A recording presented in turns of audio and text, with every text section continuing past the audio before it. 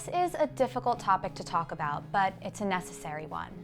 This video contains mature content and is recommended for adults, so if your child is within earshot, please watch with headphones on or wait until you can be alone. The online sexual exploitation of children is a disturbing and sad reality in our digital world.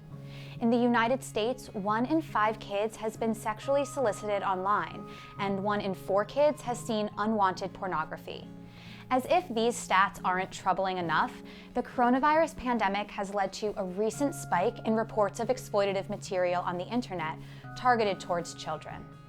This must-read article comes from NBC News.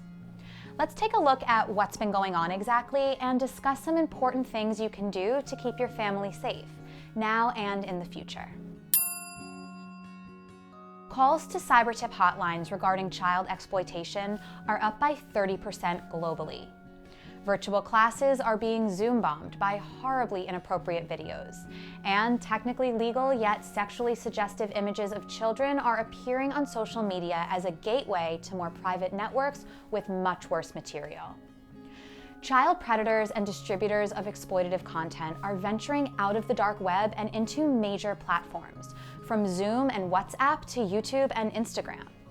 While these platforms have shared that they have zero tolerance for child exploitation, they're also warning users that when illegal content is reported, they may not have the ability to respond quickly. Why is this happening? The short answer is that tech companies' ability to monitor this type of material is currently limited due to remote work and less access to servers, resources being used to tackle misinformation about the coronavirus, and inadequate automated detection. Links to child pornography are now being shared in plain sight using coded language like CP and other less obvious terms, which makes it even harder to flag. And disturbingly, more people being isolated at home leads to a higher demand for illicit content, as well as more vulnerable situations for children. So, what can you do to protect your child from being exposed to this, as well as make sure they won't fall victim to coercion from a predator? Here's a framework that can help. Build a foundation of open communication around device use. Ask your kids to teach you about what games they're playing and what apps they're using. Engage with them as much as you can and keep it fun, even if it means going out of your comfort zone and making a TikTok together. This not only gives you the chance to see how these apps are used through their eyes, but it also creates a pathway for communication about their activity on these apps. Talk often with your child about what is and isn't acceptable or appropriate to send, post, or search for online. Explain to your kids that it isn't hard for a picture meant for someone else to get in the wrong hands.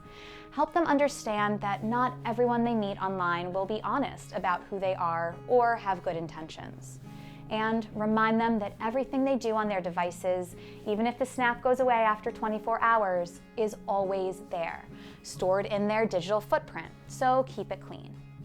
At the same time, make it abundantly clear to your child that they would never get in trouble or disappoint you if they saw or shared a picture or video that they regret.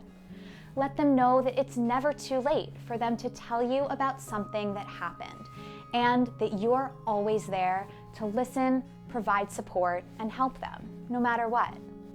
Give your child the language and understanding they need to recognize and talk about this. Provide a basic explanation of what pornography is, so your kids have some type of language to describe it if they ever come across it. You don't need to use the P word or even mention that kids can be involved and that this is illegal. Of course, decide what feels appropriate for your child, depending on their age and what you think they can handle.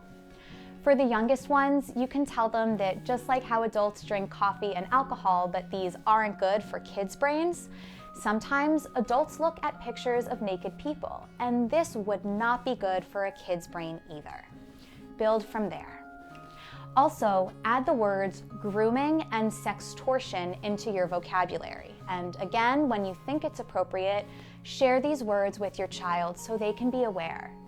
Grooming refers to the tactics used by online predators to persuade children into making and sharing sexually exploitative content. Sextortion refers to the coercion that can happen after that content is produced by using it as leverage to force a child into further exploitation. For more resources for how to deal with this, visit stopsextortion.com. Yep, it's a thing. Set rules, not restrictions. Rules keep kids safe, while restrictions might make them feel trapped. Make it a rule and build it into your family device agreement that if someone your child doesn't know ever contacts them, or if they receive anything that seems inappropriate or dangerous, they need to tell you or another trusted adult. Also, as much as you can, make it a rule that kids need to use their devices in common areas or shared spaces in your home, not alone in their bedrooms. Set a digital curfew at night for all devices to be turned off or put in another room until morning. That means less solo device time, and they'll also sleep better without all of that blue light. See if your internet service provider has any parental controls that can help reinforce these rules, like time limits and safe searching, and don't be afraid to use them. Comcast's X-Fi parental controls have seen a 43% jump in activation of filtering settings for browsing and searching since the pandemic.